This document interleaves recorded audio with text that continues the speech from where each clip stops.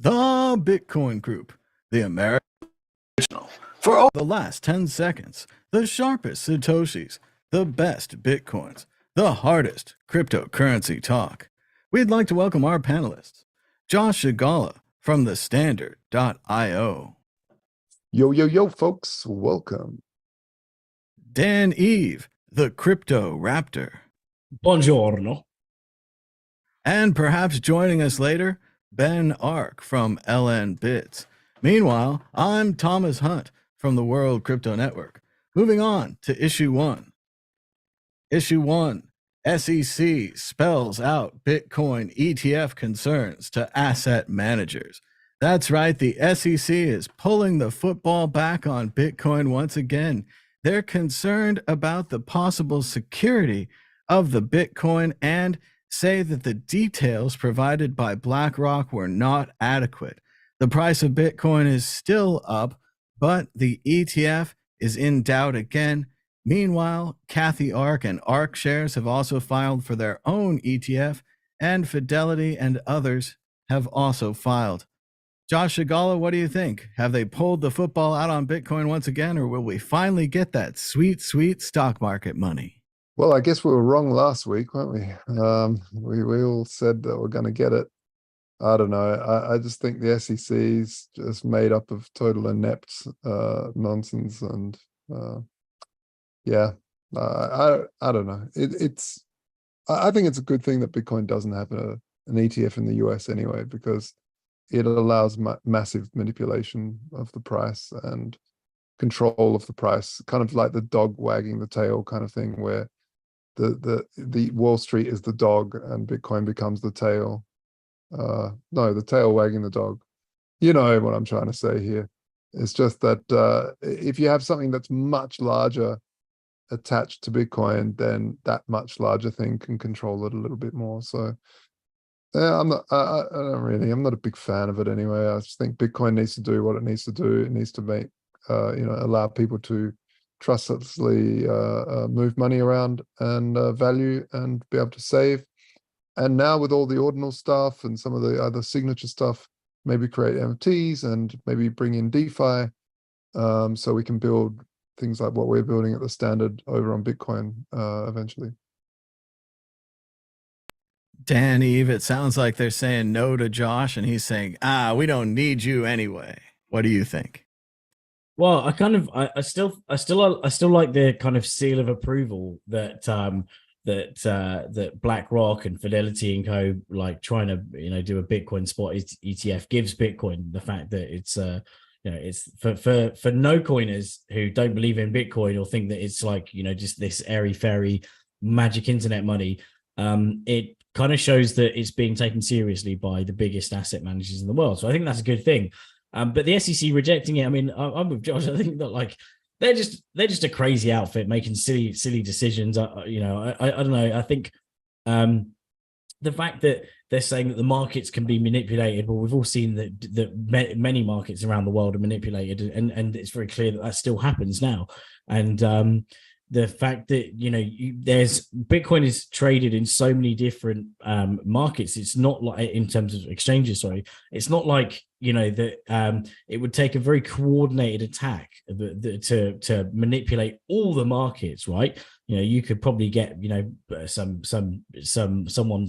bad actors in certain big exchanges, but ultimately there's a lot of Bitcoin exchanges around the world, so it has to be quite a big coordinated attack. Also, the more of these larger institutions that are into Bitcoin and whether it's spot or futures, the more manipulation that's got to be done.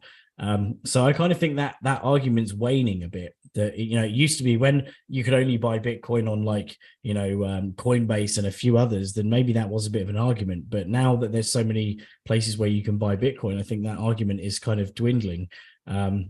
But yeah, we'll see what the SEC comes up with. They haven't rejected Fidelity's yet. Is it just BlackRock's that's been rejected? Oh, it hasn't even been rejected. They just want more information. They just want clarity. But I'm not sure that there's so many places to buy Bitcoin when so many still buy it through Binance, right? There's so much of the market going through Binance. But Personally, at this point, I'm immune to the SEC's rejections of ETF. I've had ETFs rejected so many times, I just brush it off my back and I move on to the next ETF. You know, it doesn't matter what company it is, could be ARC shares, could be Fidelity, maybe get some Goldman Sachs in there. It doesn't matter to me. JP Morgan, you know, all the best seem to want to trade Bitcoin on the stock market, and Bitcoin just doesn't want to be traded on the stock market. What can we say? Like, they've had their chance. There was many times where like, oh, the ETF will come and all these workers who have their investment money will invest their retirement into Bitcoin and maybe it'll go up and they'll make a fortune. But maybe we're beyond that point now. And we're at the point, like Josh is saying, where yes, it is another liquidity pool that would be delicious and delightful, but maybe we don't need it. And it doesn't seem like that matters or not, because I don't think we're going to get it. It doesn't look like an ETF. But now, exit question, Josh Agala, predict the future. Will the Bitcoin ETF be approved? Yes or no? I mean, eventually it will be. It'll just be that they'll be the lawyers and the SEC will extract so much money until they just do. And then, yeah. But what I want to hear is your best SEC voice there, Thomas. Let's see. We have one more. There is an infinite amount of cash at the Federal Reserve. So they always have more to print. Dan, Eve, will there be a Bitcoin ETF? Yes or no? Yeah, but maybe not this year. I think the SEC's like they're on a high horse at the moment, rejecting and battling Coinbase and battling Bittrex and battling Binance. So you know, I think they're kind of feeling pretty good, right, about themselves right now. They can be like rejecting people like that hot lady at the bar or hot man at the bar, depending on which bar, or maybe not a bar at all. I don't know. Any bar can go, or no bar. Well, it's 2023. But they're just rejecting people and they don't care because everyone's coming up to them. They're like, hey, let me buy you a drink. And the SEC's like, no, thanks, no. So I think they're going to keep on rejecting because they're kind of a bit giddy at the moment with their power.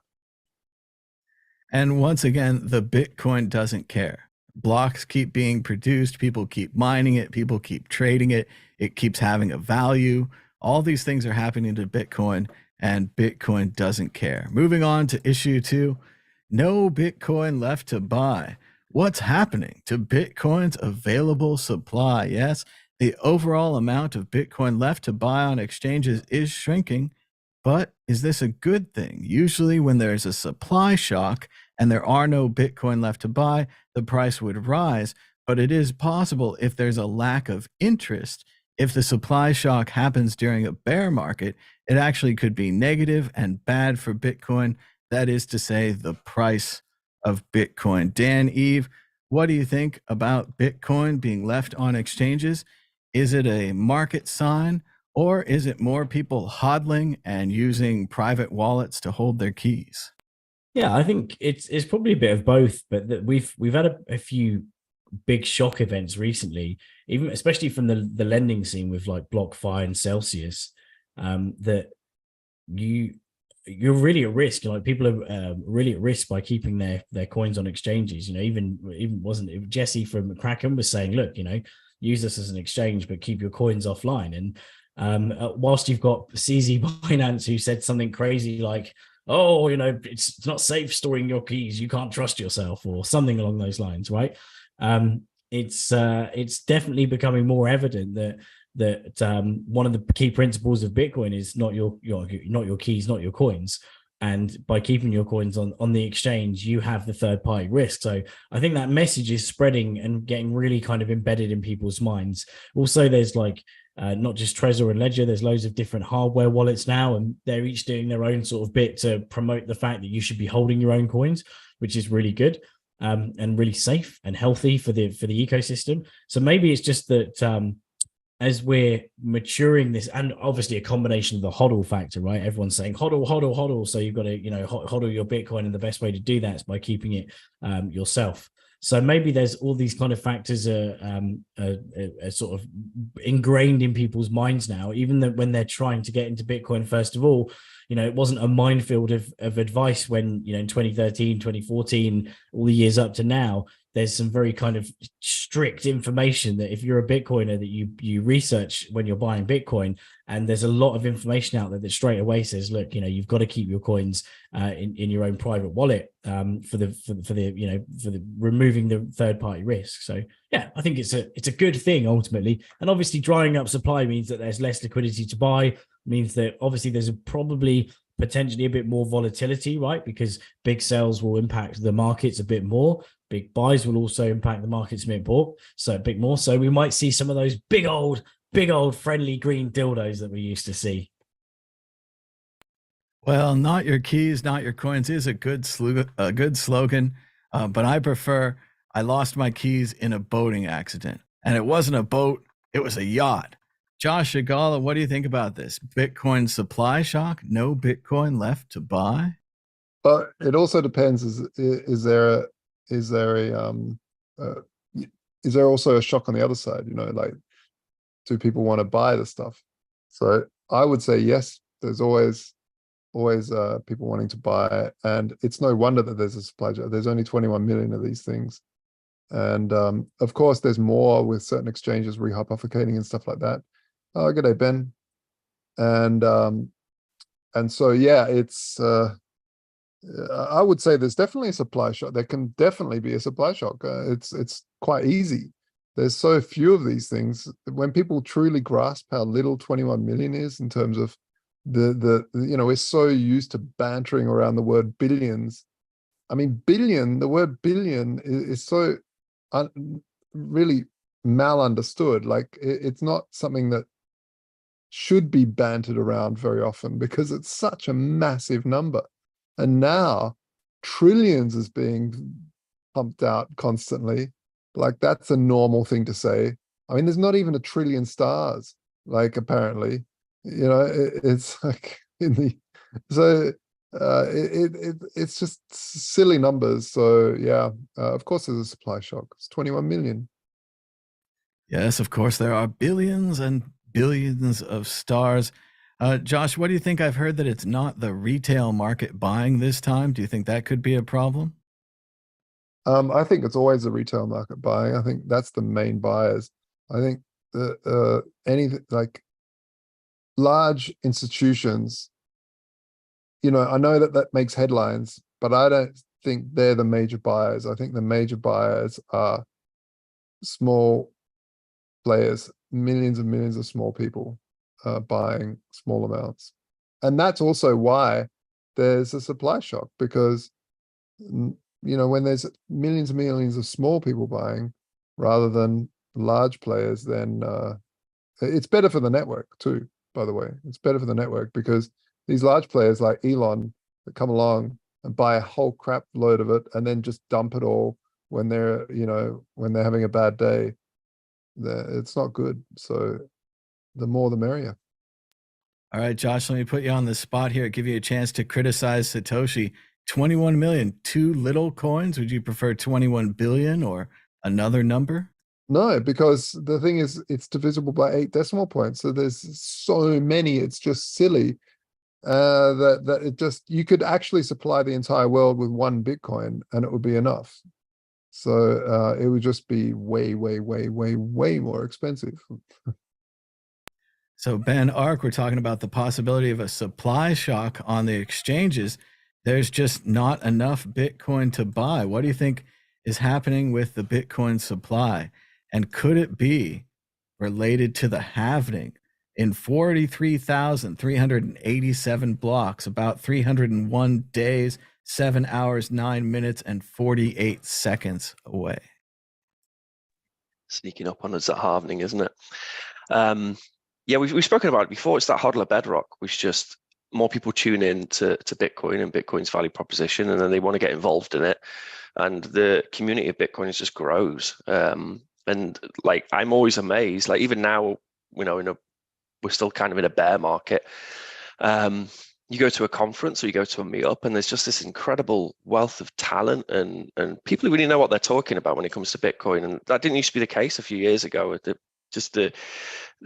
people are so well informed now. And there's just so many Bitcoiners. And I think, like Josh said, it's just regular normal people buying up Bitcoin, which is limiting the supply. And it's just that the hodler bedrock, they're going to hold on to those Bitcoin. They understand the value of it. They understand its potential to make the world a better place, and they want to hold on to it, and they want to be part of that journey. And they're not going to sell it. If it drops to $1,000, they won't sell it. And it's that obviously you shake out a few of those people every time it dips too much. But considering where we are now, and the strength of the Bitcoin ecosystem, not Bitcoiners are, which actually just have Bitcoin and just holding them no matter what. I think it's very encouraging. And in that article, it said that it doesn't necessarily mean that the price would go up if there was a limited supply or a shortage of Bitcoin on the market. But I think that's nonsense. It's supply and demand, the basic rules of supply and demand. Of course, the price is going to go up. And also, as Josh said, it's divisible, take decimal places, and in Lightning we have millisats, so that's another 3 decimal or 4 decimal places. And you could go even smaller if you wanted to. So Lightning could decide to, use millisats, I suppose, and you could just infinitely keep dividing it for as much as the world needs Bitcoin. So yeah, it's kind of an inevitable symptom of Bitcoin's success that the supply on the market is going to be limited, which is good because it means there's less silly traders who can splash about with it and fiddle the price and make the price go up and down. And probably, hopefully, it means that we'll end up with a steadier price, obviously on the upward trend, but it means we're going to have less price volatility as time rolls on. Ben, also, while you're here, get your opinion on the SEC, who said that the ETF plans were not sufficiently clear and comprehensive. So a bit of a possible roadblock for the ETFs that may have launched last week's exciting price rally. Yeah, I haven't read much about that one, but these ETFs, one day we will celebrate a Bitcoin ETF, a proper Bitcoin ETF on this show, and that'll be a good day. Someday. Moving on to the exit question, predicting the price of Bitcoin against the Bitcoin predictor ball, the greatest source of all truth in this universe. Dan Eve, will the price of Bitcoin be higher or lower this time next week? I'm going with higher again. Yeah. Josh Agala, higher or lower? Higher. Ben Ark, higher. Is it all optimism on this panel? I don't want to break the trend. Yeah, higher supply and demand. People love the bits. It's going to go up. There's no way the ball is going to stand for this. Higher all around. And the ball predicts it is certain. It is certain that the price of Bitcoin will be higher according to the Magic Bitcoin Predictor Ball. Meanwhile, check out buy some of those non-existing Bitcoin that you can't get right That's now. right. Go get those sats before the exchanges run out. Meanwhile, on this day in 2021, you could check out the LN Bits Extension Streamer Copilot and accept tips far before all this Zaps nonsense. In 2020, you could check out Good Morning Bitcoin and the News. The price of Bitcoin was $9,181 back then. An interview with Tone Vase, Peter Todd, and Dan Eve. You could check out the Understanding Malta Bitcoin Conference, Understanding Bitcoin with Kevin Loisek, Bitcoin's Second Coming, and the Coinbase outage. In 2018, we had Bitcoin Talk Show, Bitcoin surging 10% with your calls. 2018, the Bitcoin Group number 148, Who Controls Bitcoin, and a story about Vitalik. We had Let's Talk Segwit 2X with Jimmy Song and Eric Lombroso. And in 2016, the Dow hack, Truth and Time Travel on You, Me, and Bitcoin. We had Bitcoin and Altcoin Trading Talk number 32. In 2014, finally, we had Mini Bits, Coin Buzz, which seems like it was some kind of news website that doesn't exist anymore. I just want to say, this is like the day. Wayback Machine for Bitcoin, Thomas. This is just such extraordinary stuff. Well done. I think it's one of these things that's very, very valuable for the Bitcoin community. Just to Isn't it amazing and fascinating? And so many, I mean, and I haven't even seen these ones, and I'm sure they're good. And then some of these I'm in, some I'm not in, and just what a great resource. And shout out, of course, to DJ Booth, who helped build this website and helped us build this calendar recently, where you can scroll through and you can see, like, on the 15th of January, what shows did we do? And here, we did 2 in 2014, 1 in these years, and then here are all those shows right there. Man, what a guy. DJ Booth for the win. You can definitely get an interesting view of the World Crypto Network at worldcryptonetwork.com for free. Moving on to issue 3, crypto execs offer Africans a lifeline from inflation and corruption. Crypto solves real-world problems with banking and currencies on the continent and isn't the casino that it can feel like sometimes in the West. Real-world use cases for Bitcoin in Africa. Ben Ark, what do you think about Bitcoin and Africa? Yeah, it's every time I've spoken to anyone using Bitcoin, operating Bitcoin, or engaging with the some of the countries in Africa, like Nigeria, on Bitcoin, it's always made me incredibly bullish and grateful that I get to work on this technology, which is benefiting people who it needs to benefit. And talk about shitcoins, they have some real shitcoins there, and price fluctuation for them is nothing. They're some of the hyperinflation and issues they have around inflation. So no, it's a part of Bitcoin's ecosystem, which for a long time was really not really thought about. Like, it was just people would cater to the to the more developed countries with more developed economies. But like, it's great, and it's that someone who is maybe completely unbanked suddenly gets access to this whole world of currencies which they can trade and they can do commerce with and they can onboard and have access to. And then with the Lightning stuff now, they can do micropayments and they can build all these services. And yeah, it's an incredibly empowering tool. And just more and more I'm hearing that story coming out of Africa, that it's definitely something which is being used there.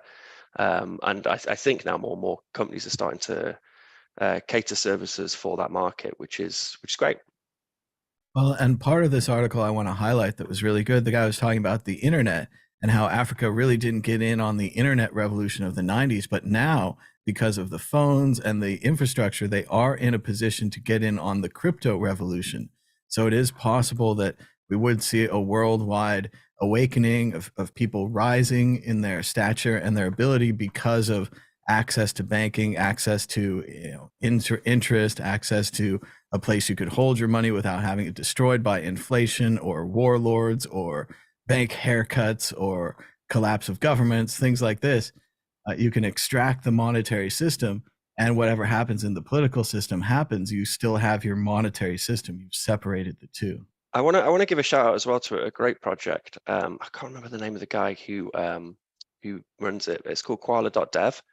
And it's a great project, and it's Bitcoin for Africa by Africans. So it's African developers and people building services within Africa for Africans. And I think it's just a really inspiring project. So everyone go check out that. It's koala.dev, QALA.dev. That sounds great, Ben. And of course, this reminds me of Bitcoin's kind of original vision, the things we used to talk about with Andreas Antonopoulos, where he would say lines that he then repeated often about how Bitcoin's not just for the first world, and Bitcoin is for the developing world, and it's for the people who need help and don't have access, like Americans and other people do, to a working financial and credit system that everyone complains about, but it generally works. Dan, Eve, what do you think about Africa and the chance that Bitcoin, and especially the Lightning Network, which allows you to send around small amounts of Bitcoin, even save small amounts of Bitcoin without using your local currency, what will that do for the future? Well, we've said before that a lot of us here were we're got into Bitcoin because of the fact that it was like the internet, the currency of the world, right? It wasn't controlled by any particular government, and it would get the unbanked on board.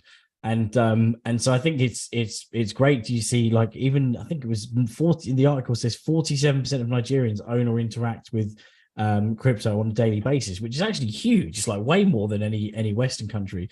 So it's incredible that's proliferating over there. And you've had is it Kenya that has the phone credit system? So they were able to use trade phone credits if they were unbanked. So Lightning taking over and being a part of that's great. Obviously, there's still for anyone getting on board with Bitcoin, there's the risk that of the volatility. So Especially if you're someone like, you know, if you're someone in a rural area and you're putting all of your money in Bitcoin, when you need it, it's on a little bear market. So there's still that risk involved. But the fact that it can get everyone connected and they can send a payment, you know, over the other side of the world for microsats, is just absolutely amazing.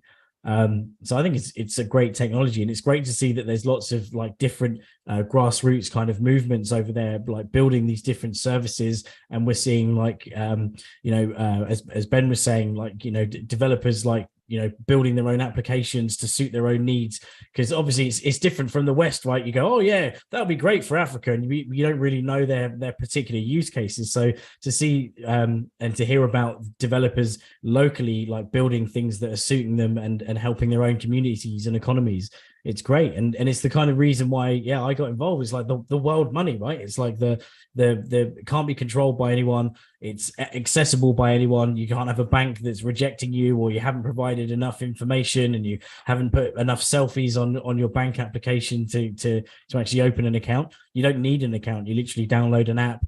Obviously, I'd be interested to hear about the best ways of kind of buying Bitcoin over there, right? So what there must be kind of localized exchanges where they can swap whatever local currency it is for Bitcoin, or maybe they use Coinbase or something, I don't know. But in that sense, they probably need to be banked in order to get the Bitcoin. So I'd like to know how the unbanked are able to get Bitcoin whilst being unbanked as well. Because I'm sure there's a huge market there to, you know, to remember the best way to get Bitcoin is to work for it. You get a job or you exchange your skills for some Bitcoin by someone else, and how they discover and get the Bitcoin, that's their problem, right? Yeah. I think one other thing is that in the article it said something like, it said Africans are used to bad governments that aren't accountable and transparent.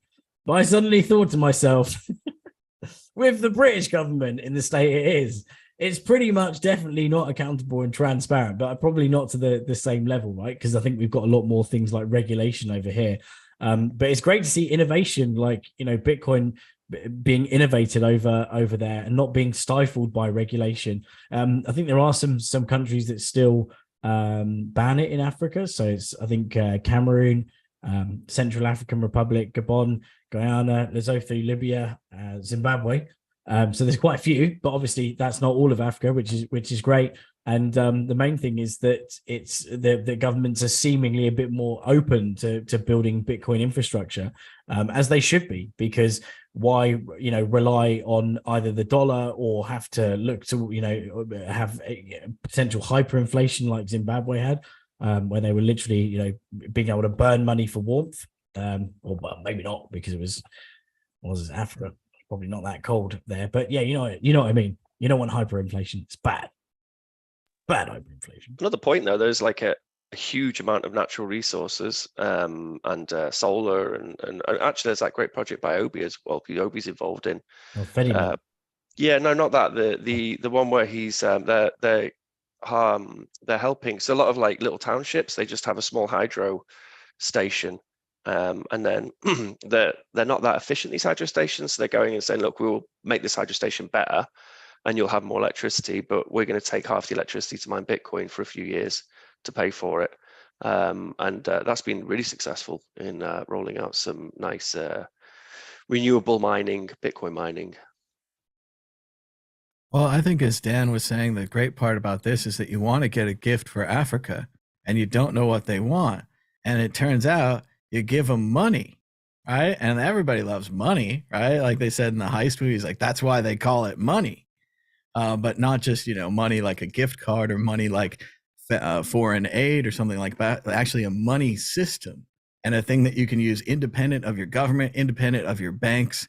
And once you get a little bit involved in it, it can be a savings institution, a way to send money, a way to get money from people overseas, family members. Josh Shigala, what do you think of Bitcoin and Africa, the developing world? It's always, like Ben said, it's always been the promise, and I think this was one of the reasons why a lot of Bitcoiners got felt well, kind of depressed and yeah, like they felt that it was unfair that the blockchain didn't scale the way that it was promised. So people like Roger Ver and stuff on base layer, and they didn't quite understand all the amazing stuff that's going to come with Lightning Network, but they were sort of promised that it would scale on base layer, and you would always have the unbanked and the people living on $1 a day being able to actually transact with the world and partake in the global world that we live in finance. So yeah, it was hard. By the way, I want to give a shout out to Blockchain Summit.Africa. It'll be held in Ghana by a friend of mine there called Philip, who's been in crypto. He's an OG, been living in Ghana and working in Bitcoin for years and years. He's putting on that event, and it's going to be amazing. It's at the Ghana University, over 1,000 people going already. It's going to be massive. And so I'm very excited about that. I'll probably be speaking there. I have to sort out my dates because there's a bunch of stuff happening in my personal life around that date. But let's see, and maybe I can convince Ben, Dan, and Thomas to come. Let's see. Where is it, Ghana? Yeah, it's in Ghana. Is that south? Yeah. Yes. What's your geography like? It's west. It's shit. My geography is shit. I've never been in any country in Africa, so so yeah, I'm very much looking forward to it. If Like Midwest. Yeah, like I thought it was west. Yeah. There's also Bitcoin. Another shout out to another great project in Africa, Bitcoin Akazi, which is EKASI, and that's building a Bitcoin economy in a township, South African township, and that's been very successful. It started by a surfer. And then he just started building this Bitcoin, and it's a circular economy. Like, it works. Like, they're using it, for paying for stuff, for groceries in the grocery shop. And yeah, that's another great project to take a look at. What's the conference called in Ghana called?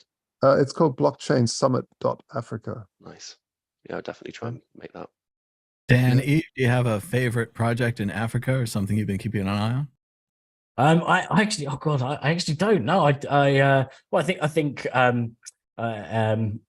no, I don't actually. I know don't thinking of favorite project anywhere, right? I think it's because we had the Bitcoin lady, Alakani, I think her name was, and she's doing great work. She's got a little Bitcoin center down there, and I think they're teaching kids to program, teaching kids the basics of Bitcoin, and also with things like a solar panel generator, a little battery power. They're providing power and things for their village. And I don't know any details, but I've heard that Chris Ellis of the World Crypto Network is somewhere in Africa and presumably doing good and doing all kinds of administration and important tasks to help people with Bitcoin, as well as maybe just organizing other aspects of their life. I don't know. I think they put him in charge of the whole country. I hope to see the movie soon.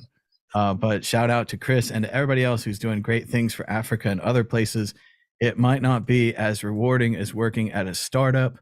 And I think like Josh was saying, the original Bitcoiners were upset with the scaling and perhaps the loss of focus on, one Bitcoin, one person, and really spreading it out, things like that. But I also think that it was the startups and the altcoins, and that suddenly we were more about getting smart contracts and getting DAOs that weren't really DAOs and contracts that weren't really contracts that could then be rolled back, and making tons and tons of money off of each iteration of those things, whether we called them ICOs or DAOs or DeFi or whatever the new phrase is. And that really the money side of the world got into Bitcoin much more than the helping people side of the world. In fact, the helping people side of the world got mad at Bitcoin because of the environmental potential. So isn't it interesting to see one side not really engaging with it? I've been talking to some people, they're working on a progressive Bitcoin podcast. And it's interesting to think that it's difficult to do this and even to discuss these ideas because Bitcoin is kind of really all right wing, all libertarian, all like financial people, all that kind of thing. Josh, what do you think about this? That like one side is totally engaged and the other side is non-engaged to their detriment, I believe. Yeah, I mean, Bitcoin's always been bipartisan. It's not really cared about that, but it has always attracted the more libertarian mindset because they were the ones that understood the value proposition first, because it was like, oh, I don't need a state. Whereas a lot of left-leaning people, especially, I mean, you read Marx, if you want to go full radical left, it's about destroying and giving all power to one central bank and having, so they naturally sort of head towards that.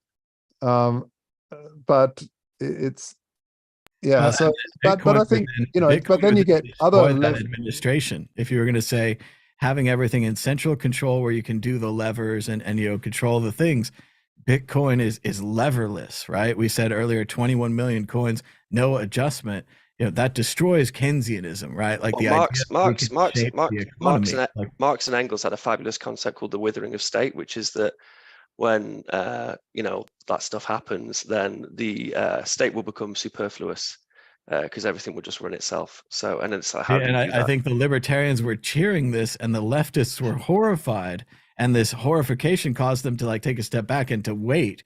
Whereas I think which is annoying because actually, Bitcoin's inevitable, and you have to engage as soon as possible because the machine is ongoing, and like your potential for influence is getting less and less and less. But it's annoying on the left side because what does Bitcoin do best? It withers state, withers the power of state. So, which is a Marx and Engels concept. So really, those commies should get on board, stop whinging.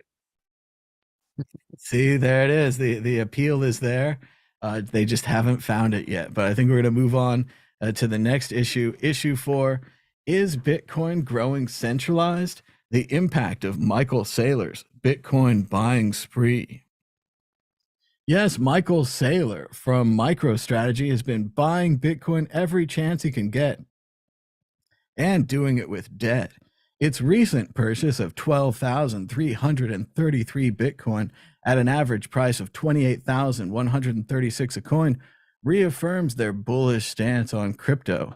They now have 152,333, interesting numbers, Bitcoin acquired at an average price of 29,668. Josh Shigala, what do you think? Is Bitcoin centralized? Or perhaps in a larger issue, is this a problem for Bitcoin that one company, one man could control so many bits? Well, effectively, this is a Bitcoin ETF. If you want to call it that or not, I mean, that's effectively what it is, because you buy shares in his company and he buys Bitcoin on the balance sheet, and it goes up or down according to the price and the value. So, and we said it before, that the more these ETFs are around, the more that they can control Bitcoin. The good thing is that we haven't seen that happen before. And in the early days, there's always been kind of whales in Bitcoin. And it's actually there's been more and more wallets created over time, not less and less. Of course, you have these whales, but, like in the early days, we had 50 to 100 people with wallets, and then you had 200 people, and then you had 2,000 people. And so, the wider the amount of people there is, the less each wallet has in it. But that spread becomes wider. Of course, you get the oddball like Michael Saylor, but I think he'll be laughing all the way to the bank in this next bull run. The problem is he could potentially end any bull run that comes along by slowly DCAing out, if he doesn't do that properly, by dumping on a whim because his shareholders freak out and go, "Dump now, Michael." He might pick up that phone and actually do that dumping. So yeah, it's better to obviously to have many more stakeholders rather than just a few massive whales. But there could be the same for massive exchanges. But yeah, I'm quite surprised that you get hold of so many, because apparently that article said there's no Bitcoin to sell. Ben Ark, the article says that Bitcoin is centralized. Do all the transactions go through Saylor? Does he get a say or a vote over who I can send money to? It's also not, it's not Michael Saylor's Bitcoin, is it? So it's MicroStrategy's Bitcoin. So it's not his own Bitcoin, but as a percentage, it's not that bad. It's still under 1%. So the Gemini brothers, they had 1% at one point, and I think they probably spent it. And that's the point. Like, you spend your Bitcoin, it's finite. You can't. The ultimate point behind Bitcoin is you can't. Your little cabal of insiders can't create more of the stuff. So everyone has a price. At some point, he will sell the Bitcoin, and that'll make its way back into the ecosystem. There's this idea that this idea is kind of faded out, but there was this idea that these huge whales who would just always control Bitcoin because they have all the Bitcoin from the beginning, but they spend it all. Like, we know them. We know these whales. Like, we've met them. We know who they are. Like, these people who had thousands, hundreds of thousands of Bitcoin, and they spent them, and now they have a modest, stash of Bitcoin, and that's what will happen eventually to Saylor. But yeah, he's going to be laughing all the way to the bank. Of course, it's a good play. It's interesting to think that someday in the future, everyone will own Bitcoins that were once owned like by Michael Saylor, the same way that in Washington, D.C., all the bills were covered with cocaine. It'll just be a little trace element of Saylor in every wallet. Dan, Eve, what do you think? Is it bad for Bitcoin? Is he like Darth Vader? He's going to come in here. I own all the coins. Like, Bitcoin is mine now. Yeah, I think I'm with the rest of the panel. It's not as bad as is sort of being made out. It's not just Saylor. It's not, I'm assuming it's likely it's not just him that holds the keys, right, for the whole of MicroStrategy's holdings, right? So it's not going to be he holds them Saylor. on a very special yacht. Yeah, it's unsinkable. On a very special treasure. It might be called Titanic. But as Ben said, it's still less than 1%. So of current supply, it's 0.78%. Of final supply of 21 million, it's 0.73%. And obviously that's still a reasonable amount, right, for one entity to control that amount of Bitcoin. But I don't know how much Bitcoin Binance has got, but I'm sure it's probably quite a lot of Bitcoin right now. And there could be all sorts of stuff going on there, same as these other exchanges that have got consolidated Bitcoin. So it's naturally just going to even out over time, because as I think Josh said, everyone has their price, right? They're gonna sell out at some point. They won't be holding it forever, so it's just going to generally even out. There's going to be shareholder pressure. There'll be just times they want to actually cash out, maybe give some dividends, something crazy like that, to the shareholders. So it will peter out over time, but ultimately, I don't think that number's gonna grow, such a huge amount, especially if Bitcoin does pump, right? Are they going to be buying more Bitcoin and more Bitcoin as when it's 60,000, when it's $100,000? Or are they going to be, just holding their bags right now? And obviously, there's going to be other institutions that want to buy.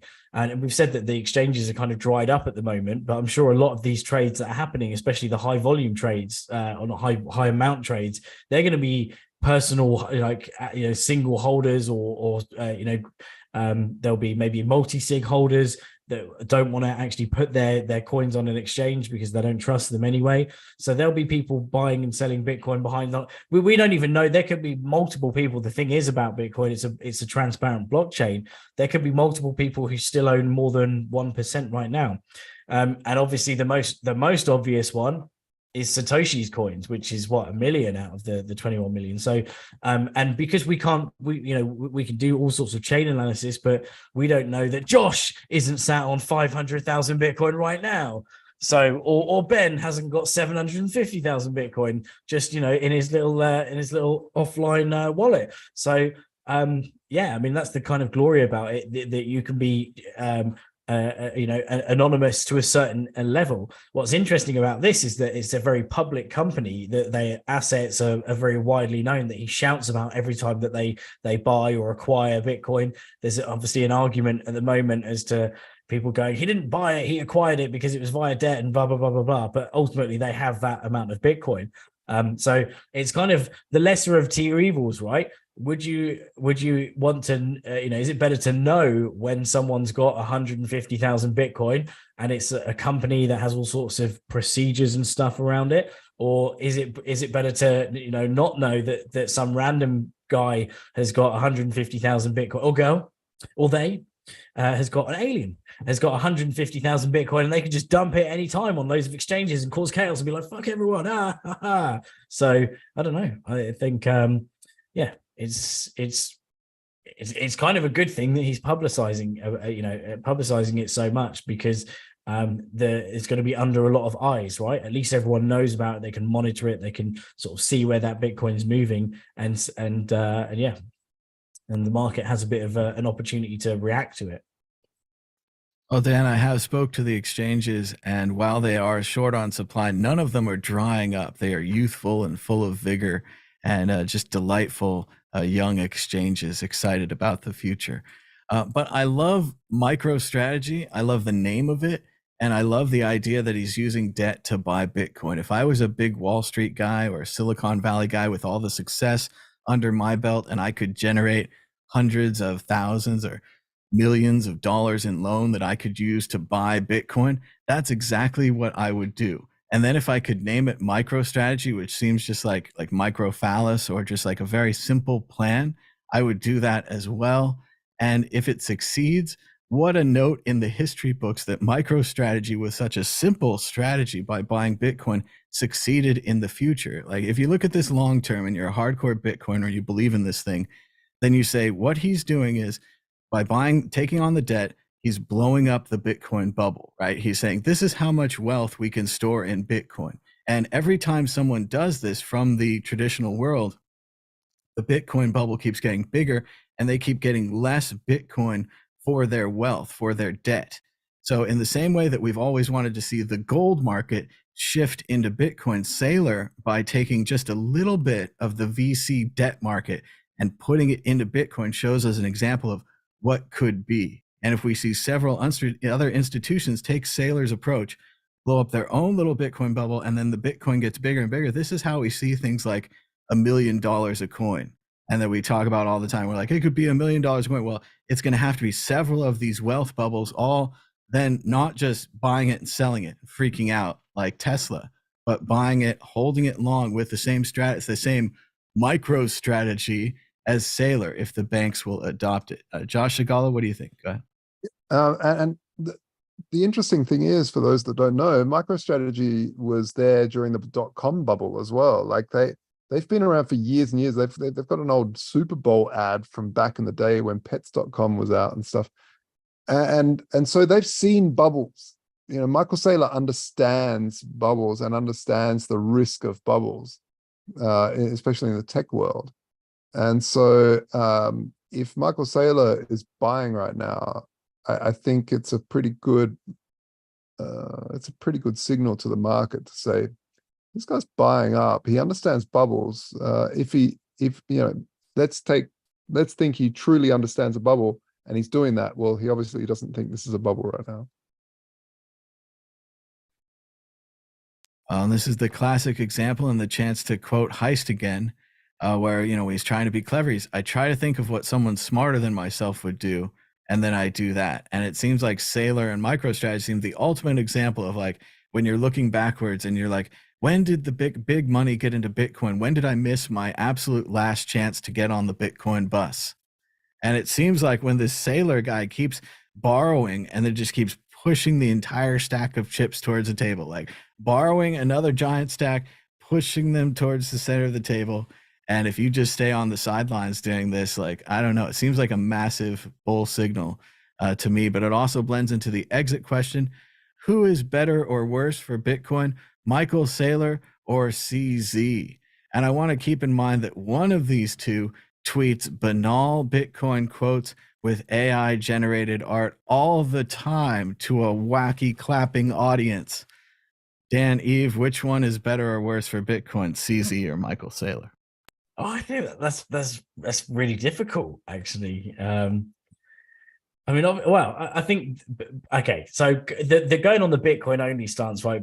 Saylor is pretty much Bitcoin only, and whereas, you know, Binance is a shitcoin casino, and shitcoin casinos are fun. Like, obviously, you can, you know, you can come out and you've and of the casino and you've lost a few pounds, but at the same time, you've had fun. So some people don't mind shitcoin casinos, but yeah, I think ultimately, right, it's got to be Binance, because in terms of risk, right, there's a lot more that can happen with Binance, I think, than can with MicroStrategy. And I know that obviously MicroStrategy's got what 0.73% of the supply right now.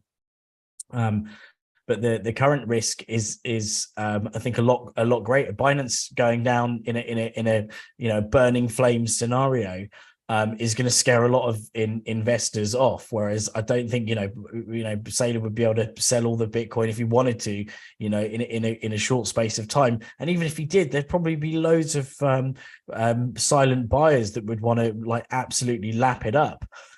Whereas Binance going down would send ripples throughout the ecosystem. But more importantly, even though it is a shitcoin casino, it would scare off a bunch of people that otherwise would have been into Bitcoin. But they're like, oh, I don't, all this Binance thing, I'm not going to get into it. Just like we've seen before with FTX and all the other kind of crazy exchanges, whenever they go down, everyone kind of gets wet feet. Cold feet, that's it, about maybe cold and wet feet about buying Bitcoin, because they're scared about where to buy it from and they could get stung and this, that, and the other. So I think CZ, I think, is probably the bigger faller of them all. It does look really bad when a casino goes out of business. It's a real Taj Mahal situation. Josh Shigala, who's better or worse for Bitcoin? Michael Saylor with his ability to sell everything all at one time to buy the New York Yankees, or CZ, who's running exchange that's Seifu, but only exists on his laptop with no home country?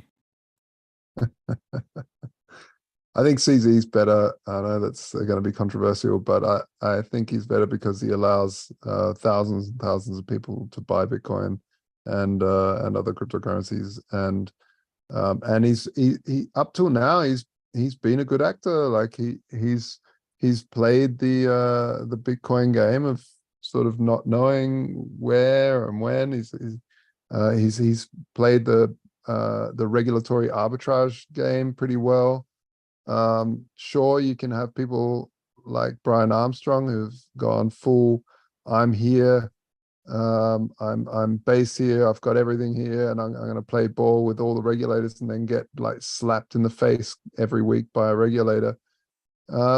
He's managed to hold his ground, CZ, and feed Bitcoin, whereas Michael Saylor, he goes on, does all the talking points that we've talked about for many years, takes credit for it all, buys up Bitcoin for on behalf of his rich Has man. fancy car, does not live with parents. Yeah, that's right. And he's a relatively latecomer. Look, I don't want to bag on the guy. He's a cool guy. He says cool stuff. He's right into it. Good on him. But I think he should give props to some of the quotes that he gives to some of us old schoolers who he directly hears and repeats it, and everyone goes, wow, what a genius to him.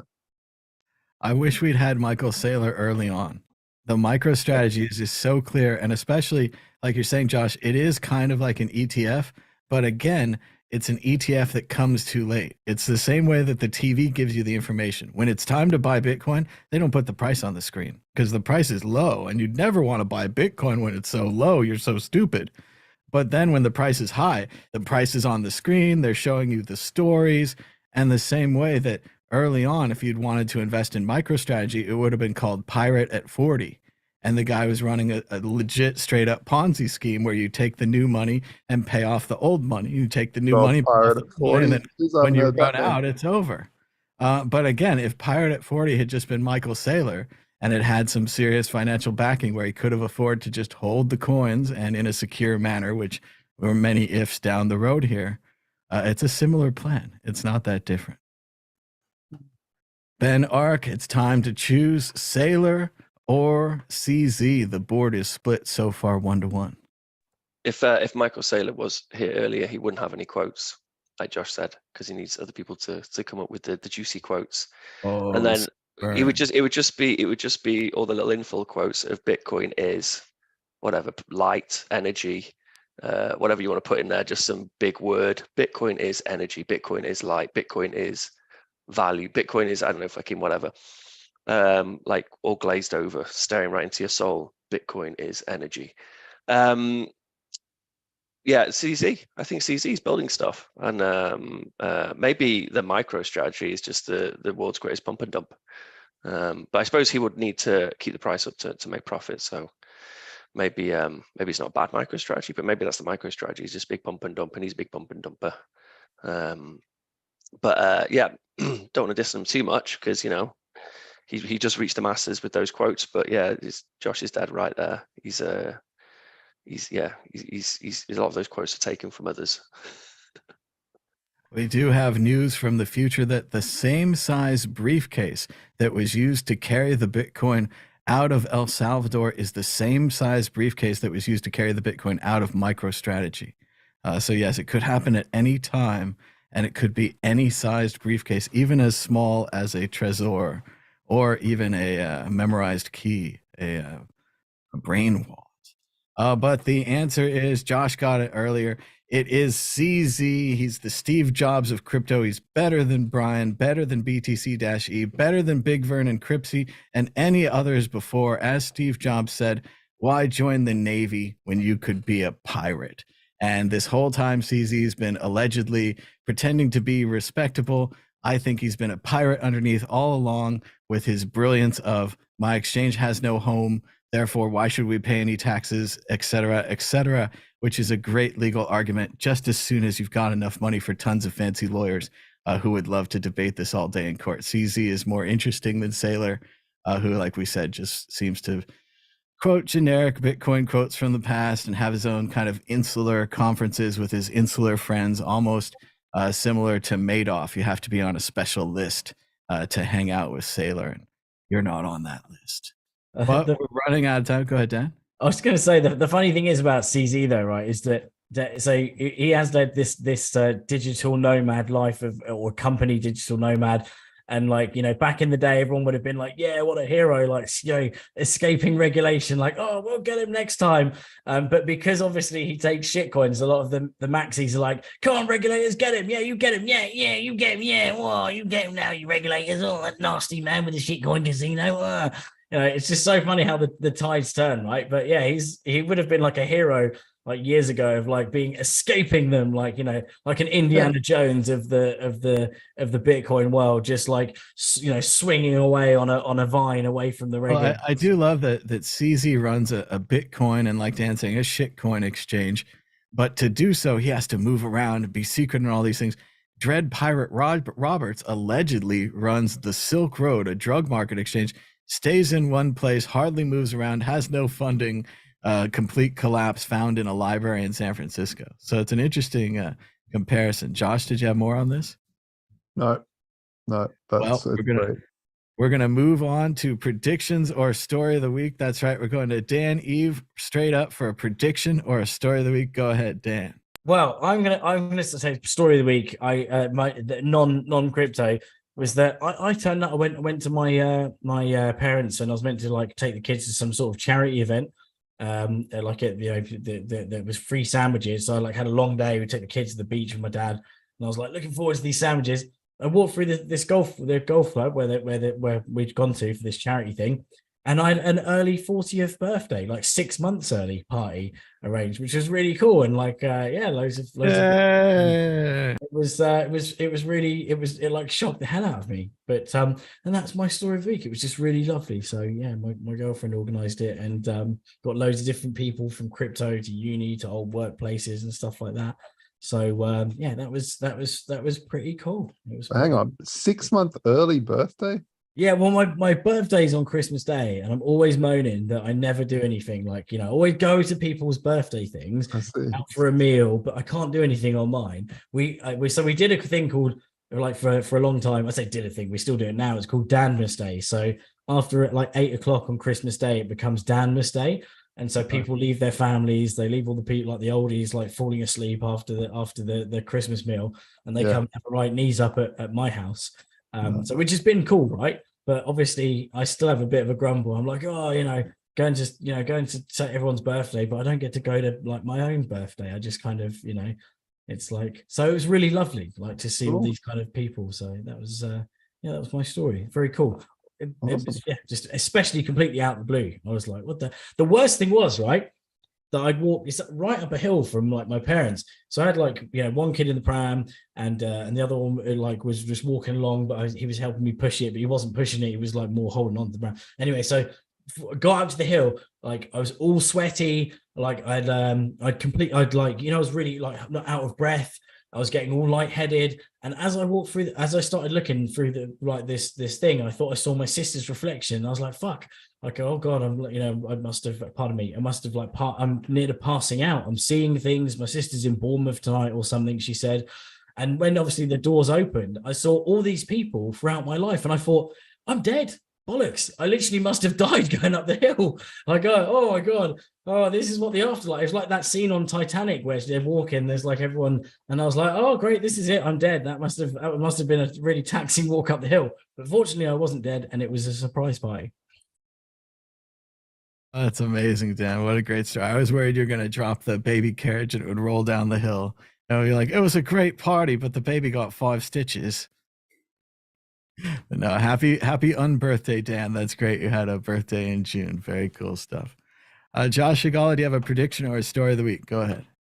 No, I mean, prediction was I was going to go give a talk at ETH Barcelona, but now our co-founder Anna Valdes is going instead of me, and I'm gonna sit this one out. But go to ETH Barcelona; it's going to be a great conference, and yeah, check it out. That's a shame, Josh. Barcelona is wonderful, wonderful place. You're missing out. Just too busy building product. Ben Ark, a prediction or a story of the week? Go ahead. Not really. A story of the week is being back on the show because I've just been so busy the past month. I went to the Oslo Freedom Forum, and then I went to Zurich for a workshop, and I went to Prague as well, to BTC Prague. So I was pretty exhausted after all that. But happy birthday, Dan! That's amazing.